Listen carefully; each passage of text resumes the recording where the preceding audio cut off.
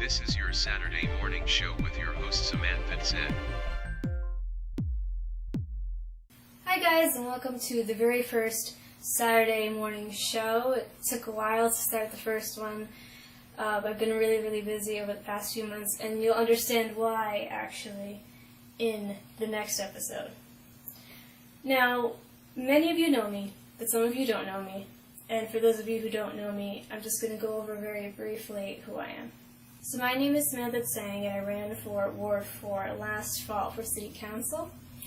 And I'm 19. A lot of people look at me and they think that I'm 12. I'm actually 19, born in 1996. My family came to Beacon in 1999, so I've been here since I was 3, and actually in this board since I was 4. I went to Sargent, I went to Roundabout, I went to the Beacon High School, and I'm currently attending FIT, which is the Fashion Institute of Technology in Manhattan. I actually just got my associate's degree last month for illustration. And then after illustration, which already happened, I'm going into animation the last week of this August for my bachelor's. I'm a part of a lot of community groups like the Beacon Volunteer Animals Corps, the Beacon Lions Club, the NAACP, the Southern Duchess NAACP specifically. And I'm actually a chair in the NAACP and the Beacon Lions Club. So that's just very brief. When I decided to put together this whole show, my whole goal was to talk to you guys about some of the things that I'm doing, because overall I don't feel that in politics, politicians are really as engaging as they should be. And that's actually something that I plan to work on when it comes to the Vegan Democratic Committee. I've been proposing all these different ideas, and they've been very receptive, so I'm very happy about that. My goal for the first episode is to talk about my backstory a little bit, because last fall when I ran, I focused so much on platform and ideas and logic and studying politics to try and learn as much as I could so that I could immediately do things that I don't feel that I put as much of an emphasis on who I am. Even some of the people on our city council ask me, why are you doing this? Why are you involved in politics? And one of the most difficult things for me is that there isn't one reason, there's like 20 reasons. And one of the biggest reasons isn't something that I can explain in 10 to 15 seconds in a very casual conversation. It really is a story, because it is my life, essentially. My story is kind of like Rapunzel's story. I didn't really start living until age 17. Before age 17, I was in a situation where I was kept in my house all the time. I couldn't visit friends, I couldn't join clubs at school, I couldn't get involved in community activities. It was really an isolated situation. I lived with someone who was just so afraid of the world, so discouraged at the negative things and the bad things in the world, that they felt that keeping me away from the world was the best way to keep me safe, really. And when I tried to break away from that situation, I was told that I was too young to live, essentially. Too young to have a mind, to have dreams, to be able to pursue what it is that I wanted to. I lived with someone who really believed that age was a defining factor of intelligence, capability, of understanding, and it came to a point where it was all about age. Nothing to do with me, really, as a person. It was just, you're too young. You're fragile. You don't know what you want in life. And ultimately, when I should have been socializing, I just learned all the time, constantly. Because that's really all I had. Reading books, reading dictionaries, Googling anything that I didn't know, and watching documentaries. I was getting older and realizing that I was really spending a lot of my time existing rather than living. 6 days before I turned 17, I literally just left that situation.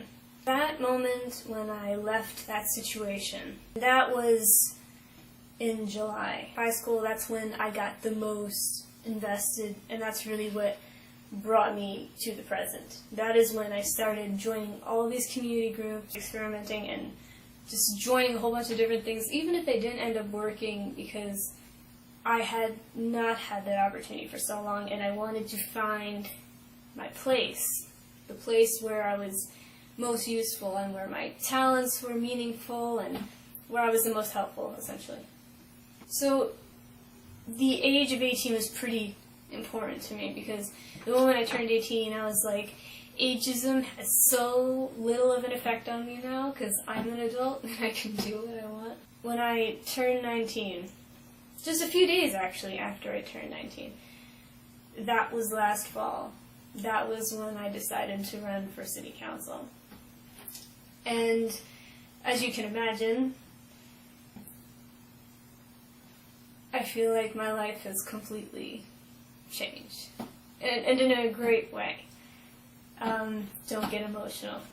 This is so cool. And so here I am. I'm part of a whole bunch of things still. But this time I found something that I have really gravitated to. Because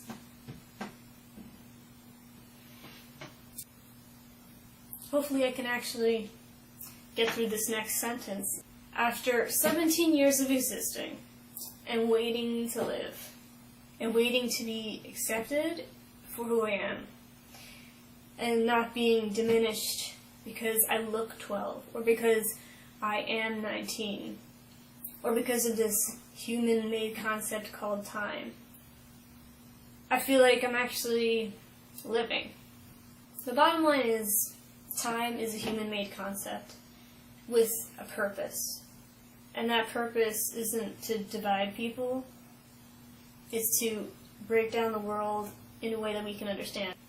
I mean, there's no such thing as Monday through Sunday, or January through December, or even the years that are on our calendars. Those are all human-made inventions to help us look into the past, project into the future, create a schedule so we know what we're doing tomorrow.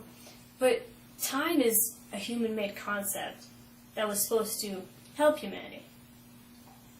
But like all things, you can take advantage of good things and make them something divisive. But what's special about ageism is that it doesn't matter if you're male or female, black or white, rich or poor, what you have, what you don't have, where you are. As long as you exist, as long as you don't even have to live actually, if you just exist, you are subject to ageism. It's the most universal form of discrimination out there. And if ageism becomes acceptable, and it's like the form of discrimination that I hear about the least, and hopefully that's because there's so little of it around, but that could not be the case as well. But if ageism is acceptable, then that opens the door for other forms of discrimination very easily, because it's the one form of discrimination that you can apply to anyone. I know what it's like to be completely disenfranchised, to be not considered, and for someone else to have complete power over you, to the point where it's just discouraging sometimes. And you look at this political system that we have and how broken it is, and how many people are saying your vote doesn't count, and people have voter apathy, and there's this overall stereotype that's kind of getting slightly out of control, I think, where we view all politicians as crooks, and all political parties and all political committees are just evil. Meanwhile, there are people out there who are really trying.